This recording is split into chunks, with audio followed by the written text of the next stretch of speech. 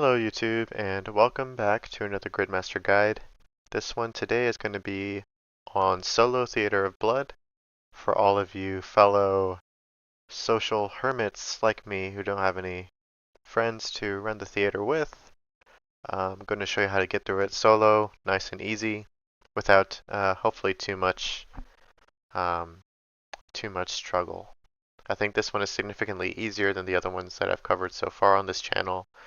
Definitely easier than the 30-minute Inferno, Colosseum, and what's the other one I did? The Awakened bosses, I would say.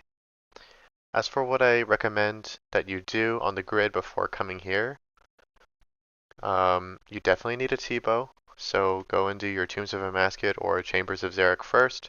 Tombs is definitely easier. We're going to be T-bowing pretty much everything except for a few places. If you can, I would also recommend getting a scythe by doing Cox. I think Cox is easier than Theater.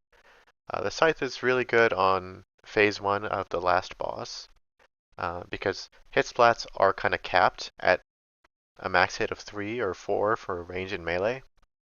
Sorry, range and magic. Whereas for melee, hit splats are capped at 10, and the scythe has 3 hit splats per hit. So overall, it's just really good to speed up that phase, but I wouldn't call it mandatory. You definitely want the Last Stand relic. This entire column is much easier than doing the theater, so I would recommend you get this entire column out of the way for Last Stand and for the Sunlight Bracers, which double your healing from the Corrupted Shark. Colosseum's also really nice to have because on the last boss, there's a mechanic where you want to spam special attacks. And normally the special attack costs 35, but if you get this relic, it's only going to cost you 20, and it does a lot of damage to phase 1 of the last boss. As for my gear that I'm bringing, just same as usual, super combat, super ranging potion, corrupted shark, brew, restore, and then like a 4-way switch for each style.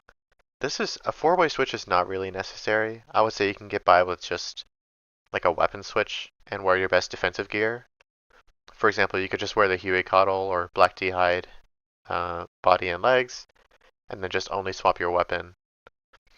Because none of this gear really provides any strength bonuses, so I wouldn't say it's necessary. And magic doesn't really matter too much either. Just make sure you have some kind of spell that you can auto cast for the Nylocas room. It's the only place in the raid that we're going to be using magic.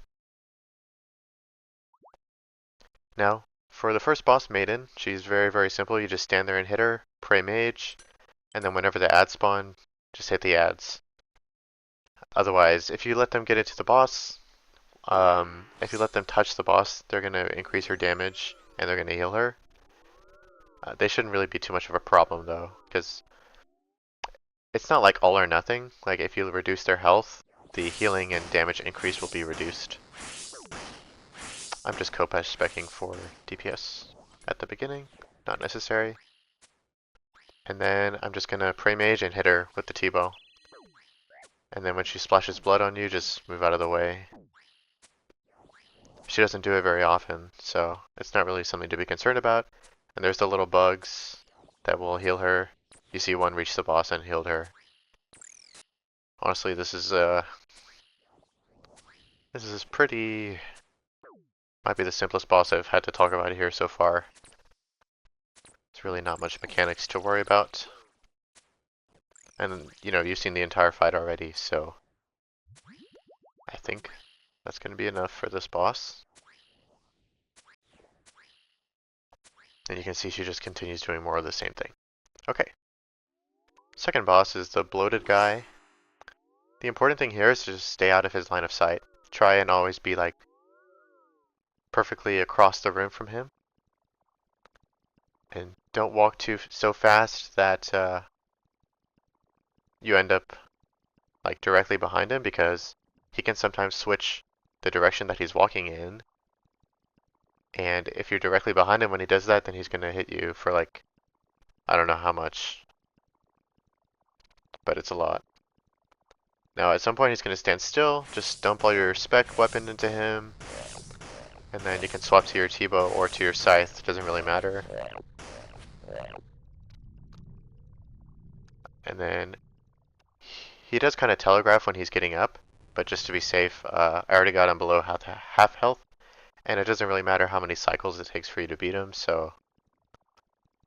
Now, after you get him below about half health, he's going to start running faster around the room, and he's going to spawn these little hand thingies that drop from the ceiling. If one of those hits you, as you can see, it's going to hit you about 40 damage and stun you. But overall, nothing too scary. Just attack him whenever he stops one more time. That should be enough to kill him. My first try, I think I needed to 3 cycle him or 4 cycle him. Didn't quite have enough damage, but it doesn't really matter how long it takes you to kill him. That's it for boss number 2. Now here's the Nylocas room, which I think is one of the more challenging parts of this. The only important thing is that you try not to miss too many ticks. Just try and always be attacking something with the correct style. You're just going to have to be swapping between range, magic, and melee according to the color of the Nylos. So you just attack them as they spawn in according to what color that they are. The blue ones you attack with magic, the white ones with melee, the green ones with range. You'll know that you one-shot them if you get a damage drop of 8. Like the little ones have 8 max health, and the big ones have 16 max health. What I kind of try and do is I'll just camp one style and clear out everything that's of that color, and then swap to another style, clear out everything that's of that color, and so on. And some of them will try and hit you. In that case, just make sure that you keep a little eye on your health and eat your shark when necessary. Ice Barrage is really nice because it can AoE.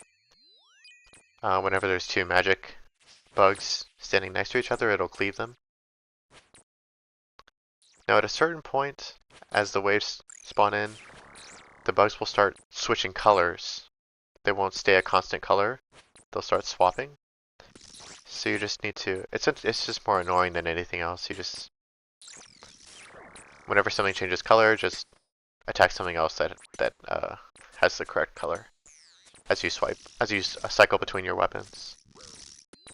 Now this will go on for some time. It takes a bit longer than you might think it does, because of course it's designed to be done by 3 people, so it's going to naturally feel like there's a lot. The only failure condition for this room is if you lose all the pillars. If any of the pillars does die, you're going to be stunned briefly and take some damage, so just be ready to heal up and be at full health if it looks like that's going to happen.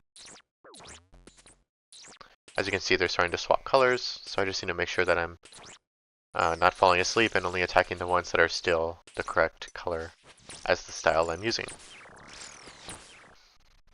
As you can see, the pillars are getting low. That one's about to die. I'm going to take some damage when it falls. Just heal back up. And there's more than enough time to clear out all the bugs. Now, after this, you're going to get a big bug, which is a lot easier. Just a single big bug who's going to change colors. And then you pray according to what color he is, and you swap styles according to the color as well. So blue means you pray mage, attack with mage. White means you pray melee, attack with melee. And same thing for green. A nice quality of life feature is that the game will automatically stop you from attacking whenever he changes colors, so that you don't have to worry about like manually canceling your attack. If you do happen to attack him, like click on him after he changes color with the wrong style, he's going to reflect some damage to you, so make sure you don't do that. So it's really just a matter of swapping every few attacks. Really a lot more straightforward than the little buggies. And that's the entire fight, so I'll just go ahead and fast forward through this. Now next room is Soteseg. You're going to want to pray melee for the most part. But he's going to send out these little projectiles at you. You want to swap to mage if it's red or range if it's black. And then swap back to melee after it deals the damage.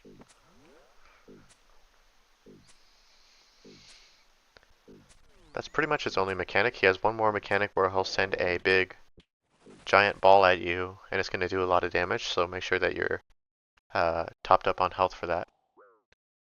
Now for the maze, just traverse across it, making sure that your character only lands on the red tiles. Otherwise you'll take some damage. Then use this portal. And then you're going to have to travel back through the maze. You're supposed to do this to where you travel according to the pattern that you just practiced. But you can also just run straight across it and spam your shark, which is what I like to do. Swap to mage, swap to melee, swap back to mage, melee. It's pretty much his only mechanic. I think he did do the other mechanic one time this fight, so I'll try and show you that. It's this giant ball. In a 3-man or higher, you're supposed to soak this damage between your teammates. But when you solo, you just tank it. And it'll do maybe 70 damage or so, so just make sure that you're brewed up, full health. And the fight just repeats. At certain health thresholds, he'll send you back into the maze. You just do the same thing over again. You can run past the maze by spamming the shark, or you can try and remember the path and do it properly. Yeah, so that's it for Soteseg. Go ahead and move forward to the next boss. Now Xarpus is the next boss. He's pretty straightforward as well. You're going to want to range him with T-bow. I don't believe you need to pray anything specific for this fight, but I have range on because he does launch these little projectiles. I'm not sure if they do, if the damage is reduced by range pray. Now at the beginning of the fight, he's going to spawn these little puddles, and the faster that you step on them, the less that they're going to heal the boss. Whenever one, you can tell that one is disappearing as it under your feet. So just start to run to the center to give yourself the best chance of running to the next one quickly.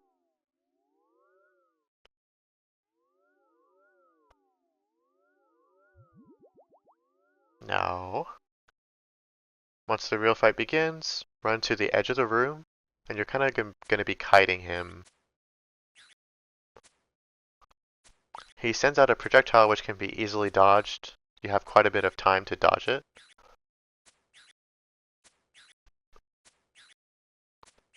And you actually don't need to move as quickly as I'm moving here. The goal is kind of not to cover the entire room in acid. But you can attack him 3 or 4 times before that you actually have to move. I believe that you do want to travel 2 tiles rather than 1. I think if you only travel 1 tile, then it poisons you. And if you do get poisoned, you can either bring an anti-poison here, or you can, if you have the Grimoire, you can swap to Lunar Spellbook. And if you have the Devil's Element, which gives you all the runes for free, you can actually just cast Cure Poison on yourself for free.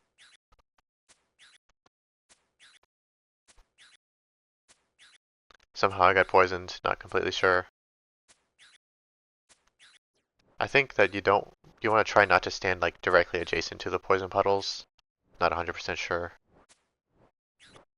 The poison doesn't do much damage anyway. So once he gets to 25% health, he's going to start to repeatedly stare at different quadrants of the room. And you want to make sure that you're not standing in the quadrant that he's staring at. He will never stare at the same quadrant twice in a row. So you know he's always going to switch. He'll never do the same quadrant twice. So you see I took 70 damage there because I was standing in the quadrant he was looking at. Now this is going to be the final boss, Verzik. He's got 3 phases. In phase 1, you gotta use the staff that you pick up from the ground here. You gotta use the special attack, uh, which will do like tons of damage to him. In a raid of like multiple people, you're supposed to swap the staff between raid members so that everyone can use their special attack energy to lower his health. So that's why I did recommend that you get the specialist relic. It's going to allow you to get a little bit more special attacks off from the staff. When you run out of special attacks, you're going to want to swap to melee because melee damage hit splats are capped at 10 on Verzik, whereas range and mage are barely going to do any damage. They're capped at like 3.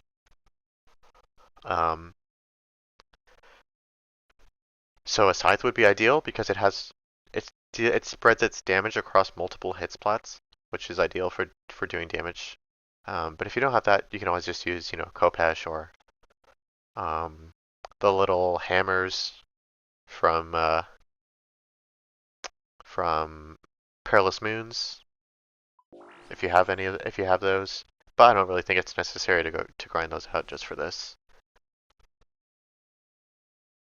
The idea behind the phase 1 is that you want to hit Verzik in between casts of her magical ball attack. So whenever you see her start the animation for her ball attack, that's when you want to click on her. And you dump all your special attack using the staff into her. And then after a few attacks, run back behind the pillar. With the staff, I'm not sure how many attacks you can get in, maybe like 4. With the scythe, you can get in, I think, 3 attacks. With the tier 6 combat mastery. So as you can see, I'm doing 3 separate hit splats, which is pretty good when the damage on each hit splat is capped at 10. Just no matter what, don't bother using range or magic, like normal magic attacks or normal range attacks. They're just gonna be way too slow, and you might even run out of pillar space. Now, as you can see, the pillar does have a health bar, so when that health bar goes to 0, it's gonna collapse, and you're gonna have to use another pillar. I think I did end up forgetting to swap back to my staff after I regained some spec. But the scythe was just doing so much damage that didn't really matter. But if you can remember to swap back to the staff as you regen spec, it's definitely worth it.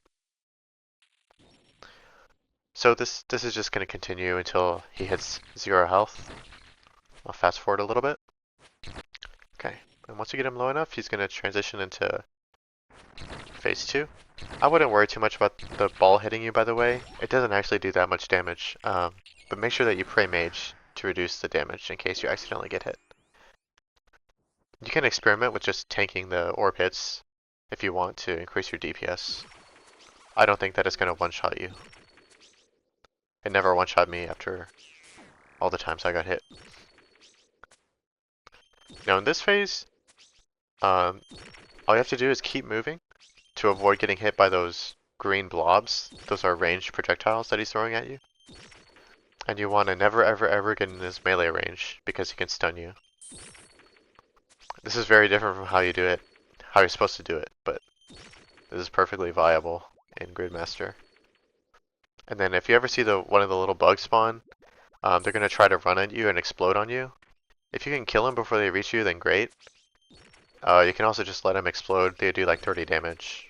Now occasionally he's going to spawn a red healing bug. And if you hit him, after this red healing bug spawns, it's going to heal him. So you don't want to do that. You have to kill the red bug. As you can see, I healed the boss a bit there. There's also going to be the purple bug that he spawns at some point early on in the phase. You're supposed to kind of damage it with poison. And if you don't kill it, he kind of just slowly heals Verzik for 10s every several ticks. But it's pretty negligible healing. And he disappears after the end of the phase, so I chose to just ignore him. So this phase is actually quite easy. You kind of just walk back and forth to avoid those ranged projectiles and let the mage prayer reduce his magic attack damage. See how I keep hitting him when the bug spawns? That's kind of stupid. It's just letting him heal back up. But there's really nothing that's going to kill you in this phase, just as long as you keep moving and avoiding those range hits.